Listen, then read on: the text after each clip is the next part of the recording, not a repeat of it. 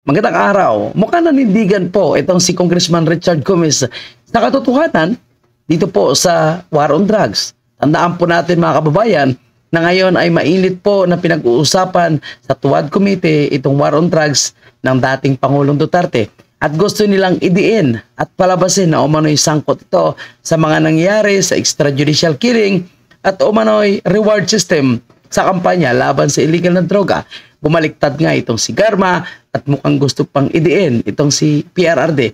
Ngunit alam naman natin na yung ating mga kababayan ay hindi naniniwala dahil ito ay mga allegation lamang, mga gimmick lamang at posibleng scripted nga yung mga pagbaliktad ng ilang mga witnesses. Tinatawanan lamang sila ni PRRD at alam ni PRRD na wala naman itong katotohanan at puro lamang kasinungalingan ang kanilang ginagawa. Sumagot na rin ito si Senator Bongo sa mga allegation lamang sa kanya at nanindigan na wala siyang kinalaman at wala rin nangyaring EJK sa panahon ni PRRD na kagustuhan nila or sponsored at pati po itong reward system ay sinasabi po ni Senator Bongo na wala po siyang kinalaman dito. At ayon nga sa kanya ay hindi niya naman hawak ang pondo ng presidente at wala rin po siyang kinalaman sa operation at organization ng kapulisan. Taliwas po sa sinasabi nitong si Garma. Samantala, gaya nga ng sinasabi natin mga kababayan, na yung war on drugs ay napaka-epektibo talaga. At marami po ang naging matino, nagbago ang buhay. Marami po yung naging masayang pamilya dahil sa droga kasi maraming nasisirang pamilya. Pero nung inimplement to ni PRRD ay maraming muling na buong pamilya, nagbago ang buhay at tumaba yung mga adik. Ayun nga kay Congressman Richard Gomez, mahigit 900, no? Ang sabay-sabay na sumuko dahil sa takot, no, na panawagan na sumuko na sila dito po sa kampanya laban sa illegal na droga. So panoorin natin. I think it is inaccurate for him to say that the drug fight or the drug problem did not improve during the drug war. I can say that in my city, when I was mayor, nag-improve yung nag-improve yung situation namin during the drug war because yung police namin nagtrabaho talaga sila. As a matter of fact, during the course na marami silang hinuli, after in less than 2 months, Mr. Chair, there are over 900 people who surrendered in front of my city hall when I was mayor. So, tingnan niyo po mga kababayan po natin, no? Sa ngayon po, sa kampanya ba na tinatawag nilang bloodless sa Administrasyong Marcos, may mga sumusuko bang drogista? So, ibig sabihin, dahil walang sumusuko, wala po silang nahuhuli, wala na ba yung droga? O baka hindi na po nila hinuhuli, o baka pinapalangga, o binibibi, pinapalangga na po nila ngayon ang mga drogista. Kaya bloodless po. Nakakatawa naman po mga kababayan po natin, no? Natuni-tuniladang droga, lumulutang na lang ang droga sa Ilocos, pero wala pong mga nahuling suspect, wala pong mga nakitang nagmamayari ng droga. Yung driver lang sa Litagtag, Batangas. Pero mukhang hindi po natin nalaman kung nasaan na po ito ngayon kasi mukhang wala na pong update, no? Tapos nagkaroon pa ng over-declaration from almost 2 tonelada or 1.8 tons na pulburo, naging 1.4 na lang. Kaya duda rin po yung ating mga kababayan kung nasaan na punta yung naging kulang or difference doon sa nauna nilang declaration. Anyway, balikan po natin. Ito yung kwento ni Richard Gomez. Kasi marami nagsasabi na fake, hindi totoo, hindi talaga epektibo. Kung hindi epektibo, hindi totoo, bakit nagkaroon ng maraming surrenderes at marami po nahuhuling pulburon?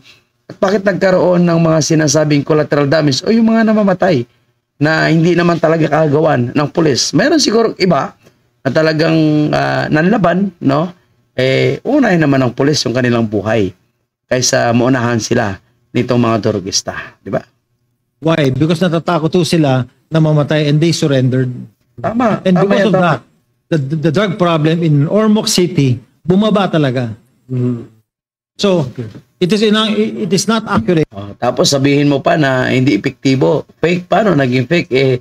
Kitang-kita nga po, ramdaman ng lahat ng mga Pilipino. At panawagan niya ng mga Pilipino, ibalik ang isang Duterte na matapang at ibalik yung kampanya laban sa illegal na droga. that the Director General said na hindi nag-improve ang situation. At least in my part, as mayor, and I can only speak for myself, nag-improve yung aming lugar. Yes. May we now ask Pidea to categorically state, no, is this the opinion of the Director General only, or this is based on reports or facts that were gathered by the Pidea when you said that it did not improve? Your Honor, Mr. Chairman, the question that was asked was that with the passing away of Mayor Espinosa, did it have any effect in Albuera? That's why my answer was that as far as Albuera is concerned, Hindi daw nakapikto sa Albuera. Diyos ko po.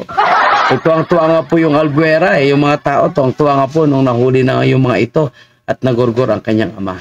So, anyway mga kababayan po natin, naging kalukuhan nga po itong Tuadcom Committee na ito na pinamunuan ngayon itong si Robert Parvers. Dahil obvious na obvious po, no, yung kanilang ginagawa at walang kakwenta-kwenta, no. At kaya nga hindi po sumali ditong si Congressman Marcolita dahil walang kakwenta-kwenta at ito po ay puro pamumulitika, hindi naman nakatulong para i-improve, no, yung buhay ng mga Pilipino. Bumaba yung pangunahing bilihin, kumanda ang ekonomiya, matanggal ang traffic. Wala naman ay dulot yan. So sayang lang nga po yung pera ng taong bayan at batas, anong batas ipapasa nila dyan? Makakatulong ba sa iko-unlad ng mga Pilipino? At ang lumalabas pa nga po dito ngayon, mukhang protektado pa nila yung mga pulbos lord at pinapaniwalaan nila itong si Kerwin Espinosa na self-confess na pulbos lord at may picture pa, no, na magpapatunay na talagang totoo yung pagturo niya kay Dilima at pati na rin yung pagsayaw-sayaw ni Dilima, no, na dinidinay ni Dilima tapos sabihin niya na siya ay biktima. So anyway mga kababayan po natin, at least narinig natin mismo kay Richard Gomez, minsan okay, minsan hindi itong si Richard Gomez, at sa ngayong statement niya na ito, pinapasalamatan natin siya, no? At nanindigan po siya at nag-justify na talagang epektibo itong war on drugs. Kasi itong mga congressman na ito ngayon, nagbubulag, piki, walang pakiramdam, no? At kahit alam nila nakasinungalingan na sabihin na hindi epektibo ang war on drugs, no? Pero ngayon, gumagawa sila ng investigation na labag naman sa kanilang kalooban, no? Alam ko, itong mga ito ay nagkukunwari lang na walang nagawa. Pero sila, sa loob-looban sa sarili nila is aminado sila na napaka-epektibo at napakaganda itong war on drugs ni PRRD. At kung pwede nga lang nila maduplicate, baka iduduplicate na nga nila yan. At itong bloodless na kampanya laban sa illegal na droga ni Marcos Jr., ito ay isang malaking kalukuhan dahil lalo pang dumadami ngayon ang mga pulboronic addictos, benedictos at bangagers sa ating bansa.